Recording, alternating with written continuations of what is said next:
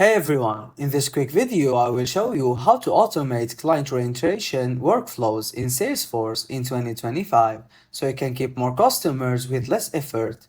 Start by identifying key moments to engage your clients, like right after onboarding or before renewal in Salesforce. Open Flow Builder and set triggers around those points. For example, when a contract is about to expire, the system can automatically send a renewal email and assign to follow-up task to your sales rep.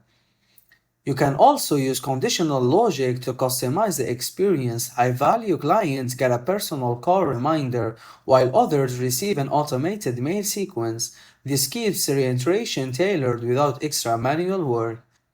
Finally, test your workflow to make sure everything fires correctly and connect with tools like Slack or Zoom so your team never misses an alert.